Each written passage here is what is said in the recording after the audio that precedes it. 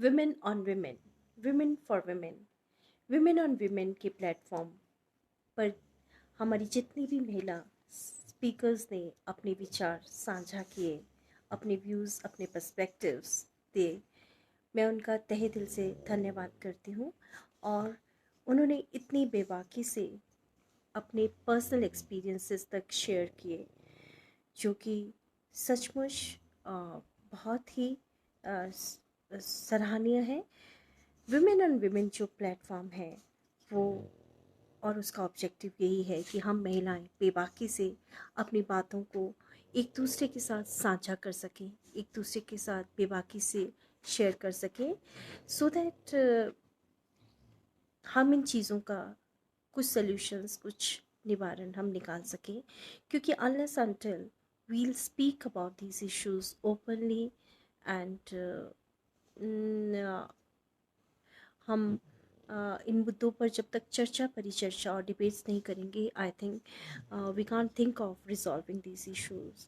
हमें पता होना चाहिए कि एक दूसरी औरत जो है वो इन मुद्दों के बारे में जो सेम है, उनके बारे में वो क्या ओपिनियन रखती है, वो क्या सोचती है, वो क्या समझ रखती है, और वो क्या सोचती है कि किस तरह से इन सॉल्यूशंस का निवारण होना चाहिए, और कहाँ हम लोग कॉमन जो है, कॉमनली हम लोगों का निष्कर्ष क्या है इन चीज़ों के बारे में, वो चर्चा और परिचर्चा के माध्यम से ही हो सकता है।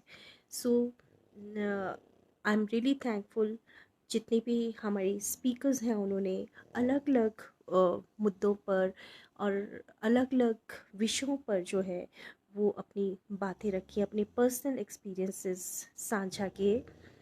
मिसेस कृष्णा शर्मा प्रोफेसर जो हैं रिटायर्ड, उन्होंने किस तरह से अपनी मदर का एक्सपीरियंस, अपने बचपन का एक्सपीरियंस, और बताया कि किस तरह से उनकी मदर जो है वो 38 ईयर्स में विडो हो गई थी, और किस तरह से उनकी मदर जो केवल 4th ग्रेड तक जिन्होंने एजुकेशन ली थी, उन्होंने अनबाइस्ड होकर अपने बच्चों को, तीनों बच्चों को, लड़का और लड़कियों में ना कोई भेदभाव करके इक्वल अपॉर्चुनिटी उन्हें एजुकेशन लेने में, और उन्हें अपने ड्रीम्स को के अनुसार जो है वो आगे बढ़ने का उन्हें मौका दिया।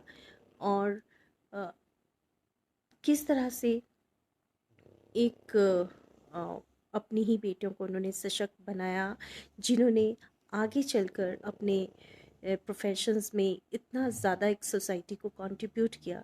सो एक महिला का ज़रूरी नहीं है कि वो एक एजुकेटेड हो, वो ही अपनी दूसरी महिला को सशक्त कर सकती है, जबकि एक महिला जो कम पढ़ी लिखी है वो भी किस तरह से अगर अपनी सूझबूझ से और अपनी समझ से अगर चले, तो किस तरह से अपनी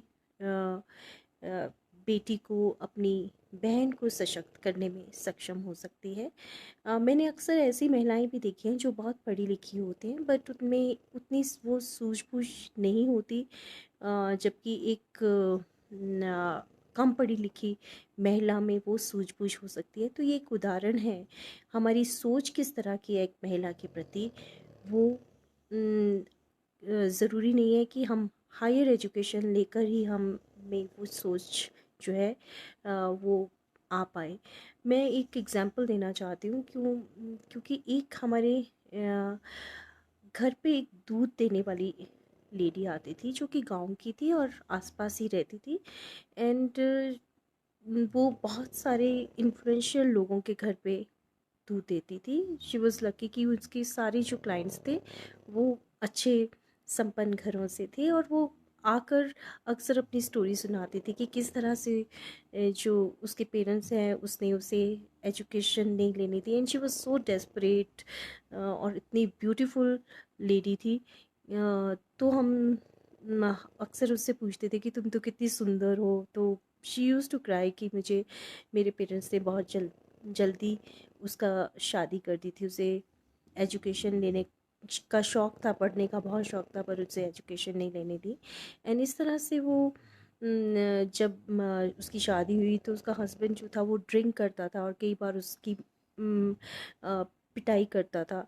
तो वो किस तरह से छुपती थी अपने हस्बैंड से। एक दिन तो उसने किस्सा सुनाया था कि वो किस तरह सारी रात एक गड्ढे में छुप के अपने उसने जान बचाई, बिकॉज उसका हस्बैंड ने ड्रिंक कर ली थी। उसके बाद he started beating her up, and उसके बाद वो दरार लेकर उसके पीछे जब भागा तो वो उसने एक गड्ढे में छलांग लगा के सारी रात वो उसमें छुपी रही।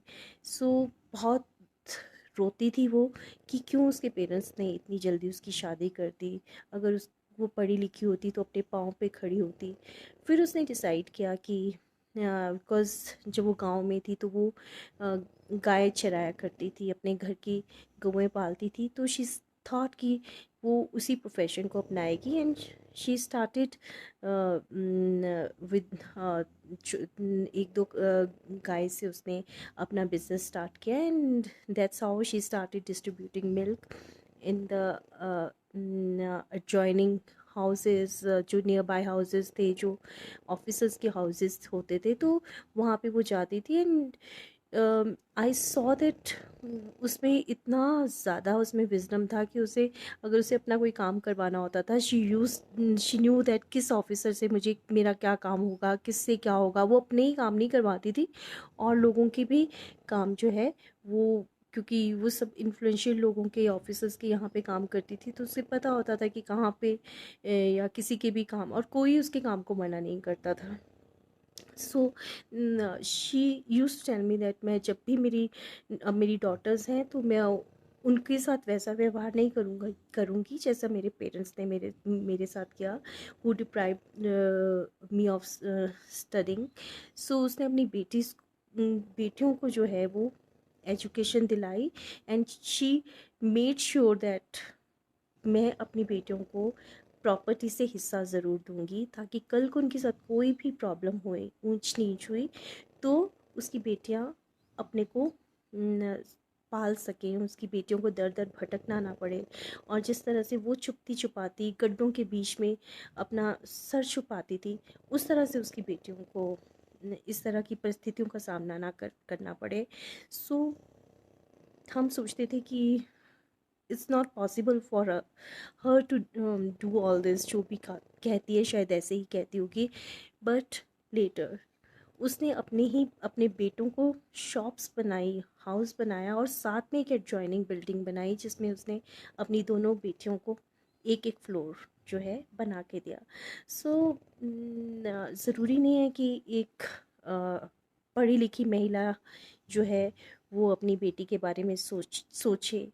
और मैंने बहुत सारे ऐसे एग्जाम्पल्स भी देखे हैं जहाँ पे बहुत सारी पढ़ी लिखी महिलाएं हैं जो अपनी जो बेटियां हैं, जो उनकी जो राइट्स हैं प्रॉपर्टीज़ के बारे में जब बात आती है, तो दे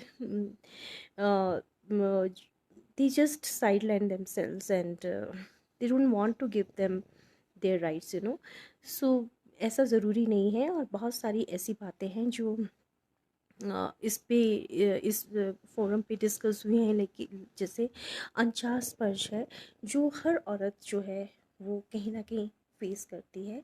और मोस्टली वो वुमेन जो पब्लिक ट्रांसपोर्टेशन यूज़ करती है, उन्हें बहुत सारा ऐसी अनचाही सिचुएशंस को फेस करना पड़ता है जिससे वो ना किसी को बता सकती है, और वो उस चीज़ को रोज़ झेलती है, तो कितना वो मानसिक रूप से उससे इफ़ेक्टेड होती है। And she can't raise hand every day on every person, you know. It becomes very difficult, because मैंने इस बारे में बहुत सोचा है कि कितने लोगों को, क्योंकि तुम रोज़ ट्रैवल कर रहे हो, रोज़ तुम जॉब पे जा रहे हो, the passengers will be different. So they all try, जो भी साथ में खड़ा होगा वो कहीं कोहनी से किसी तरह से वो इस तरह से स्पर्श करने की कोशिश करेगा, या वो तुम्हें बुरी नज़र से ही घूरता रहेगा, इतनी देर तक घूरता रहेगा कि अगर तुम उसे घूर के गुस्से से नहीं घूरोगे तब तक वो स्टॉप नहीं होगा।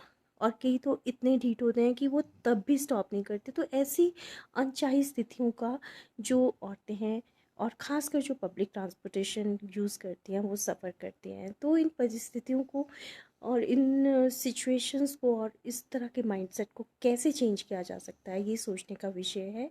और कितनी महिलाएं इनको झेलती हैं और क्या वो महसूस करती हैं, इन बातों को जानना बहुत ज़रूरी है।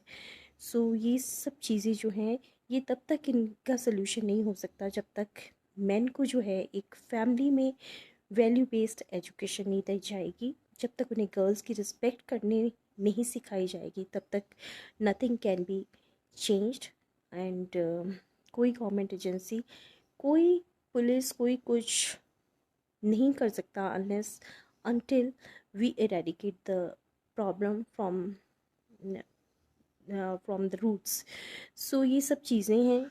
एंड उसके बाद जो जेंडर बजटिंग है, हाउस वाइफ की जो कंट्रीब्यूशन है, और इन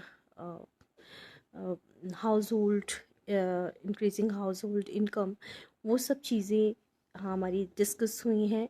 सो I am really thankful to all the speakers who contributed and shared their experiences, and even how we can help women in day to day life। अपने हमारे आसपास domestic servants होती हैं, उनकी बहुत सारी समस्याएं होती हैं, मैं उनकी भी सुनती हूँ, क्योंकि उनकी अलग ही तरह की समस्याएं हैं। वो कमाती भी हैं, उनके हस्बैंड्स शराब पीते हैं और उनको मारते हैं, उनके पैसे हड़पते हैं। सो ऐसी बहुत सारी समस्याएं जो हमारे आसपास घटित होती हैं और हम रोज़ देखते हैं, और उन विषयों पर हम बात करें और एक सिस्टरहुड रखें, एक कंधे से कंधा मिला के इन विषयों पर बात करें, एक औरत दूसरी औरत को सपोर्ट करे, तो बहुत सारी चीज़ें जो हैं वो स्वयं सॉल्व हो सकती हैं। Thank you so much.